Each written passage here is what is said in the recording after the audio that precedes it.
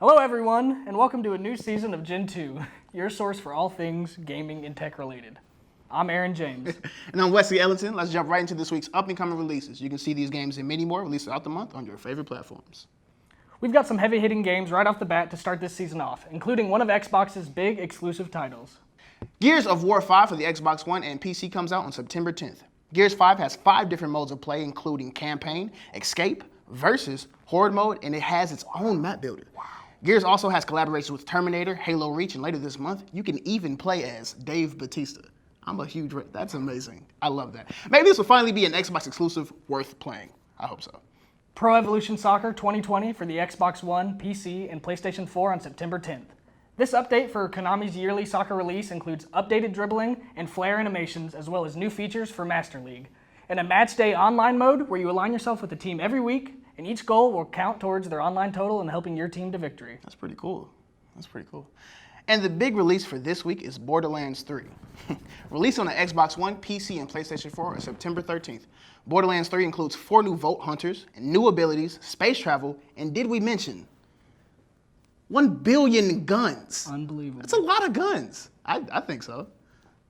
These games and many more will be releasing throughout the month, so be sure to be on the lookout for them. Those dear hearts and gentle people who live in my hometown, because those dear hearts and gentle people will never. Hey everybody, welcome to the first episode of The Finer Things, the show where we'll be examining games for their artistic value.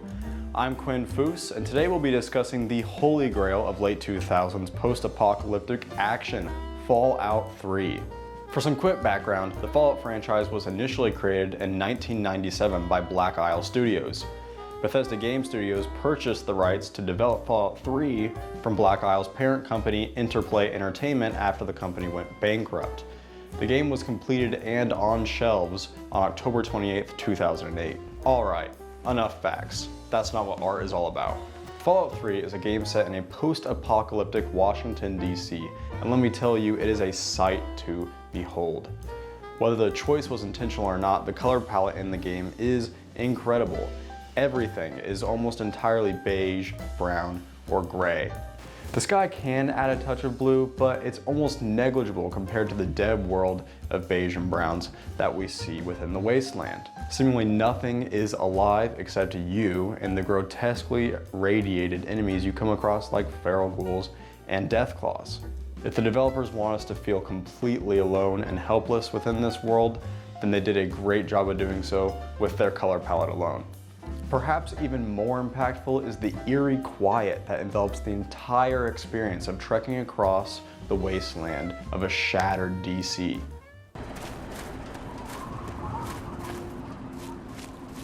Bethesda does allow the player to add music to their experience via radio stations accessible through the provided Pip-Boy on the player's wrist.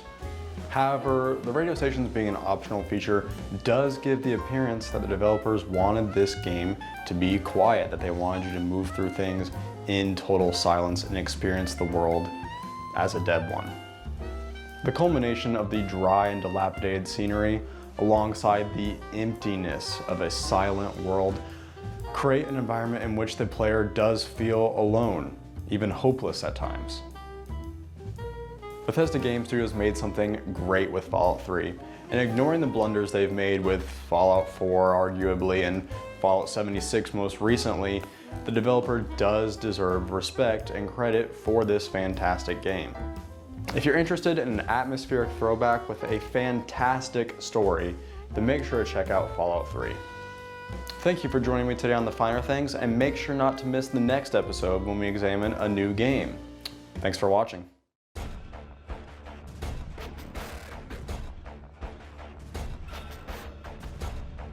Next month will mark the 10-year anniversary of the first Borderlands game.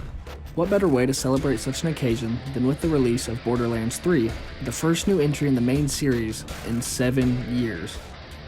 There is no doubt Borderlands 3 is one of my most anticipated games of the year, especially seeing as the first 2 Borderlands games have a special place in my mind as some of the best titles released last generation.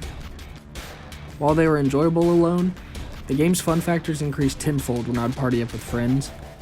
But as I've gotten older, I found myself taking a more solo approach to games as I don't play for as long as often. This had me worried about my enjoyment for the third installment, though it seems steps have been taken to ensure that you'll still be able to enjoy the mayhem without friends by your side. The newest entry to the Borderlands franchise gives you more control over how your Vault Hunter evolves than ever before, allowing you to better construct a character for a solo run through the campaign. Like in Borderlands and Borderlands 2, each playable Vault Hunter in Borderlands 3 has 3 skill trees, each of which contains distinct abilities and perks. It's really where the similarities end though. In the first 3 games, every Vault Hunter unlocked a unique ability first, and then all 3 skill trees built upon this ability. In Borderlands 2, for example, Maya the Siren unlocks Phase Lock, which allows her to trap an enemy in place for several seconds. This skill can be used for defensive crowd control by unlocking her motion tree, supportive healing, by going for her harmony tree, or offensive elemental damage with her cataclysm tree. Despite these 3 differences though, it doesn't fundamentally change how Maya plays. Because she always has to unlock Phase Lock first, and since all of her skills build on this one ability, Maya is mostly a support character. Because each of Borderlands 3's Vault Hunters' skill trees are so distinct, it's actually beneficial to unlock passive skills in each one. Borderlands 3 allows you to switch between custom loadouts and which skill you have equipped on the fly. Once you do decide to pick up co-op play, Borderlands 3 doesn't punish you and your friends for being vastly different levels like previous Borderlands games do. Both enemies and loot will scale when you're playing in a party, so you no longer have to wait for your friends to catch up to your level or to grind to keep up with them. You'll each find loot appropriate to your respective levels, and both damage received and dealt will scale with your levels.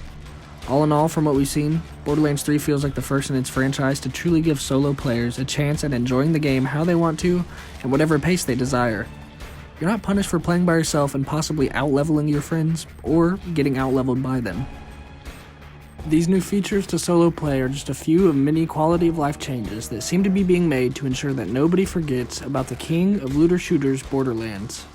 Borderlands 3 releases September 13th for the PC, PS4, and Xbox One. Thanks for watching KNWT Channel 8. This was Gentoo.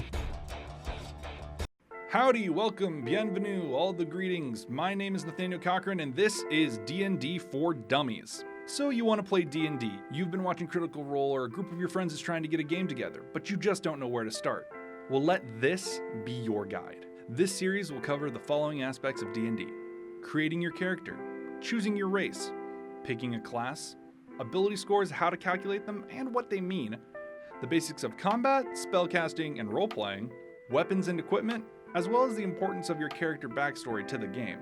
Hopefully by viewing this series, you will have a very basic understanding of how to make a 5th edition character, and could be ready to start in any game. Well, who am I to explain Dungeons & Dragons to you? What are my qualifications? I'm pretty sure that's what you're thinking. I've been playing D&D for at least 12 years. My first game was ran by my dad back when I was like 8 years old.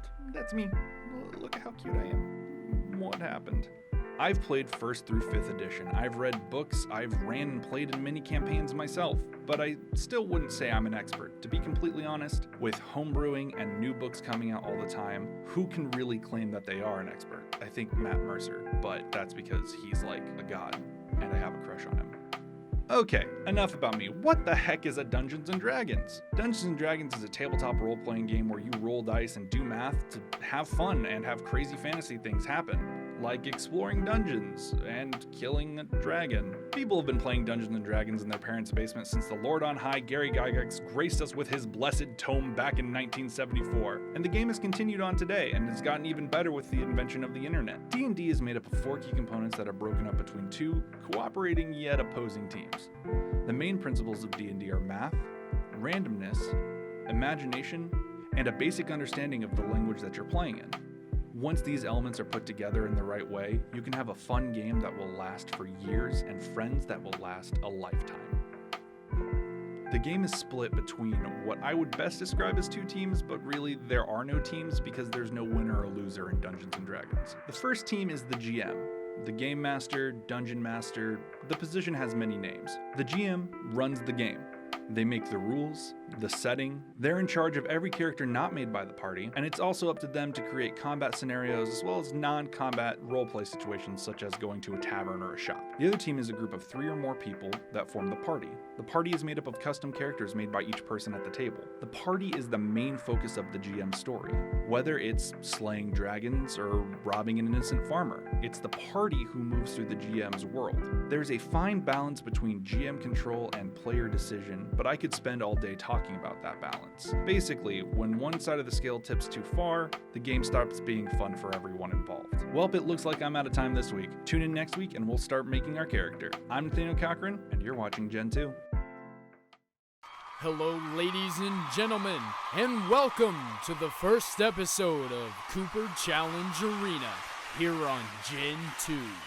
My name is Keegan Cooper, and our special guest, Aaron James. is here with me today. It's simple, folks. A new game each week, a new challenge, and a new competitor. Aaron, go ahead and let them know what we're playing in. We are playing Ultimate Marvel vs. Capcom 3. It's a fighting game. And the challenge, of course, everybody wants to know, we're going to throw it back to the junior high days, Aaron, with the Cinnamon Challenge. And you know the famous saying from Mary Poppins, a spoonful of sugar makes medicine go down. Well, I think 2 spoons of cinnamon might do the trick. So that's what the loser's going to do today. And I'll give that to you because you'll be using it later, obviously. Like something my principal. But enough with that. Let's get into the game. So 3 rounds, best 2 out of 3, and the loser will eat some cinnamon later. I see you. Yep, give him that combo. Thor, bring it in, big boy. Yes, sir. Yes, sir. Yes, sir. That's what we like to see here. It's when I hit you with the Wombo combo. Oh, the Wombo combo. One of those. One of those? Oh, yeah. Maybe a little bit of you these. missed. Get out of here, Aaron. Oh, I dodged that. Oh, Yeah. you did. Yeah, bro, but I have no health. And this is not looking good for me round 1, but it's fine. No! I just did random on my last 2 characters. Hopefully, Ew, I hope you get. it gives you a little bit more of a chance. Oh. Right, I'm not holding back, bro. I'm not holding back. No holding back, folks. No, get out of here. Oh, yes. You can't hit a dog. You can't hit a dog, bro. Oh, yeah, I can. You're gonna beat a dog? I'm not gonna beat a dog, but I'm gonna beat that dog. I'm trying not to eat cinnamon here. Yes, yes, yes. You heard it here. Keegan would beat a dog. To No, not I eat did cinnamon. not. I would not, bro. To dodge cinnamon? Come on. No. Get. Oh, Now yes. you're in slow-mo, dude. Oh, but you're still. Oh wait, I'm still alive. How? What is this game? Come on, boy. Cinnamon. No, cinnamon. No, Cinnamon no, dance, no, dude. It's the cinnamon dance. No. This is awful. Well, I guess we'll just see you next time on Cooper Challenge Arena. Alrighty, Aaron. I lost, so here's your cinnamon. And it's time for the Cinnamon Challenge. So let's just get this over with. Aaron, you're superior, and you rank among the winners of the Cooper Challenge Arena. So it's for you, bud.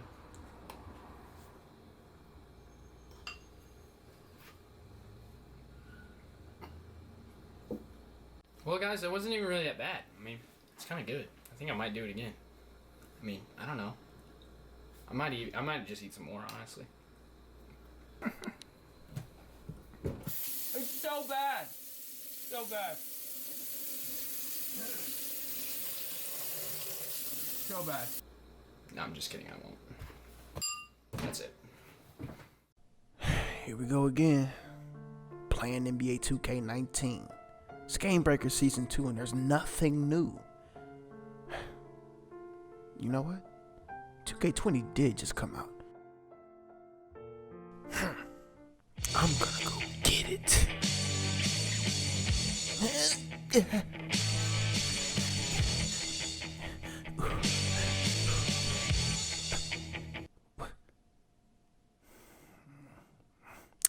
No time. Oh, I need this. There's other things on. Oh, I finally got it. Time to see what this game's about. And welcome back to Season 2 of Game Breakers. Today we're going to be going over 2 major differences between NBA 2K19 and NBA 2K20. Starting off first, we have isolation dribble moves. Now, in NBA 2K19, all you had to do was flick the right stick forward and you were able to do signature size-up animations like you see Steph doing right now. This allowed for you to combo out of the size-up animations and sort of like your own flavor into it. but sometimes it felt like a cop-out. When you're playing against other competitors and all they have to do a series of dribble moves is flick the right stick once, and they're this immediate dribble god is called in the community, it really kind of takes away from the game, and it takes away a lot of skill that it takes to perfect dribble moves in this game. Comparing the dribbling in NBA 2K19 and NBA 2K20 is oranges to apples, or apples to oranges, whichever one you like more. The biggest difference is that you have to manually do every single individual move that you want to do. There is no signature size up for each player. You have to manually go between your legs and cross over, in and out. Whatever you want to do, whatever you feel is comfortable for that player, you have to manually do. At number 2, and probably the biggest thing about this game, is the speed of the game. In NBA 2K19, every player basically had a quick first step. You're watching Klay Thompson right now. He's not one of the fastest guys in the league, but he doesn't seem very slow at all. In fact, in NBA 2K19, you get sucked into a lot of animations that will make you as fast as some of the fastest guys in the league. It never really made sense, and it made the game feel even worse than it actually was. In comparison, NBA 2K20 is incredibly slow. The first time I played the demo, I didn't know that this was how the game was supposed to feel. I mean, Klay Thompson felt incredibly slow. You can even see changes in animations where he has to push off of his back foot in just the right way so he can explode to the rim. But it is a change, but I don't know how to feel about it, honestly. We'll see in the next couple months at how bad or how dramatic the change is. But honestly, guys, I'm going to miss NBA 2K19 just a little bit. I mean, there's some cool moments that I had, but I'm excited to play NBA 2K20, and I'm also excited to bring you guys another season of Game Breakers. Thanks for joining me.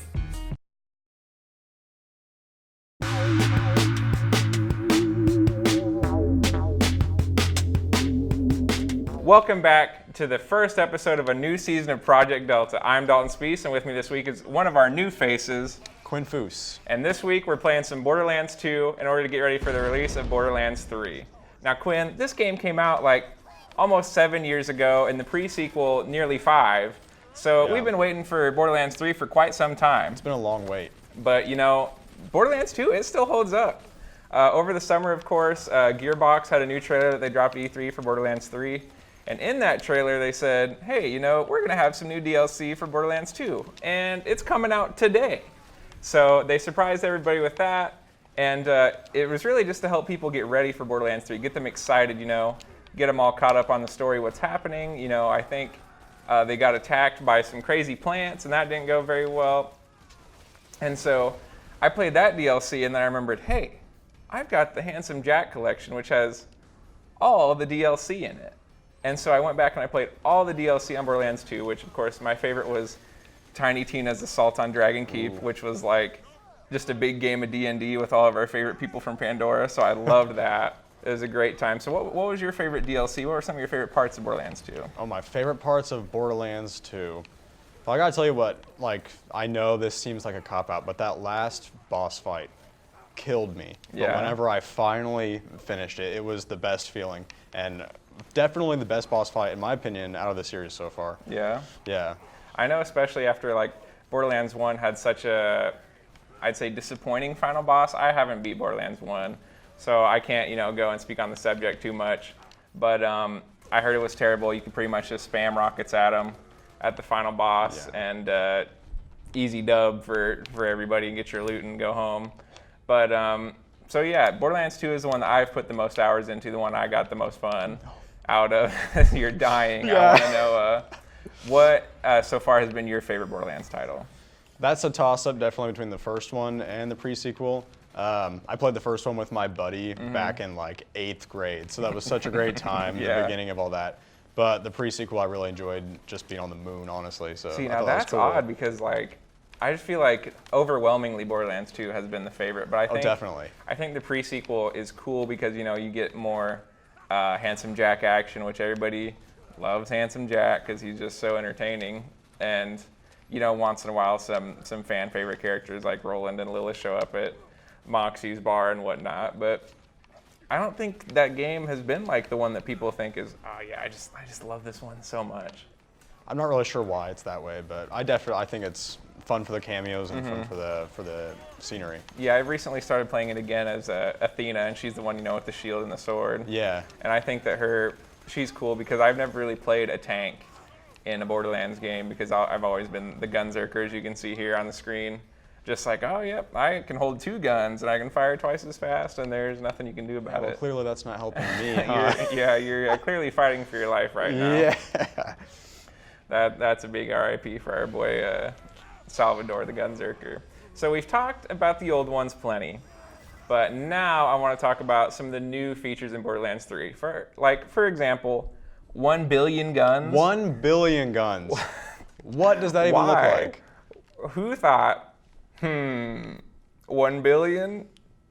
That's a good number. I think we can do that. Like, obviously, Borderlands 2 had plenty of guns. You know, and nobody was like, gosh, this gun selection is just, it's terrible.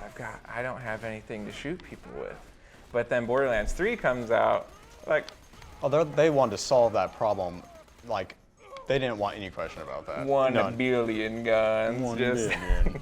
So they've done crazy amounts of guns before, but it's just so many. How do you think they pulled it off? I've got to imagine there's not a lot of variation sometimes, but apparently they're fixing that with multiple firing modes. Oh, yes. Which I think is going to be good for gameplay. That's cool because I know, like, before it's been like, oh yeah, you can have a different firing mode, but you have to zoom in. Right. So maybe it's like where you can just press something on the D-pad and you can automatically switch your firing mode instead of having to be like restricted to just one specific one, whether you're aiming or not.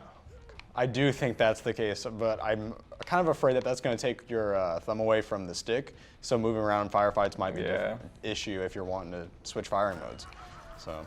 And then another thing I found interesting was that as of now, Gearbox has no, you keep dying. Gearbox has no plans to include any Vault Hunters post-launch as DLC. Like, I know for 2, we got the Mechromancer, who was pretty decent. You know, you had a nice little robot that would come and attack people for you. And also we got the Psycho, who, I don't know if he just came out of nowhere, but I feel like it was so cool because you finally got to play as one of the bad guys, you know? And his whole shtick was he just went and he took a lot of shots and he got hurt. But the more he got hurt, the more he hurt other people. And, you know, sometimes that's just how people want to play the game. Sometimes they just want to go in and just murder. Just straight Borderlands fun right there. You know what I'm talking about? Another thing that is coming finally to Pandora. Pandora is not the only place you're stuck exploring. Oh, yeah. So we'll also be getting space travel. Essentially, Pandora is going to be a giant space station. Or Sanctuary. Sanctuary. Yeah. Sanctuary will be a big old space station. It's going to take us across the galaxy to different planets. And is there anything specific you hope to see, like on a planet, like a certain aesthetic or like an environment? You know, what really interests me is the big city that we've seen in some of the trailers. I'm not sure which planet that is actually on. And I know the whole planet won't be that way, but I haven't ever seen a big city on Borderlands. And I hope that they do that really well. I think that'd be fun. Yeah, probably the closest thing we've got is like the Hyperion bases, maybe, where it's a big city, but it's just all robots that are there to help out Handsome Jack and do his bidding and stuff. But, you know, he's not there anymore. Who's going to take over as our new Handsome Jack? Who is going to take over? Who's going to be our new pretty boy villain? We got some new villains. And finally, in Borderlands 3, we will be getting instanced and scaled loot, which is great, meaning that you can join your friends no matter their level and be able to get loot unique to you and your level, so that, you know, you don't have to fight your friends for the good loot. And not only that, you know, you just get the loot that you want, and when you're helping out your friends that are lower level, you don't just have to think, gosh, Timmy, you know, I just don't think I can help you anymore. I'm not getting anything worth my time shooting all these guys. I'm level 50 and you're like level 10. These guns don't help me out very much. Well, clearly you can see who I'd be on that in that argument. You'd be little Timmy. I'd be little Timmy. But so did you ever have any problems in the past, like playing? Of course, this game is like, you know, 4-player co-op, so it's so much better with friends. So did you ever have any problems, you know, like maybe it's like Borderlands, but it's also like Monopoly, where you want all the guns, you want all the properties, and you just want to fight your friends for your guns? Well, I hate to say that for Borderlands 2 and the pre-sequel, I played those on my own because I'm lame. But the first one I definitely played with my buddy. And wow, I mean, I was mad at him the entire time we were playing that game because he would always take the good stuff. Somehow he always got there first. But I finally got this revolver like halfway through the game that I had till the end. It was way OP. So it wasn't the worst thing that could have happened to me. You know, you win some, you lose some, and it's really just whoever holds down the left stick on the sprint button and runs to the gun faster just wins. So also, the last new thing we're going to talk about is slag is no more. You can't be shooting your enemies and turning them purple. Now there's going to be radioactive weapons, and when you kill somebody with a radioactive weapon, they just kind of blow up. So I think that sounds cool. I was never a huge fan of slag, so I think that radioactive can be really neat. I think it'll be interesting. I hope it's better than slag. I didn't enjoy slag. Okay, one final question. What is your favorite kind of gun to use in Borderlands? Snipers. Snipers? Oh, no, not snipers. Yes. I'm a revolver man through and through. Oh. But I'd like to thank all of you for joining us on this first episode of a new season of Project Delta. I was Dalton Spees, and with me was Quinn Foose. And we'll see you next time.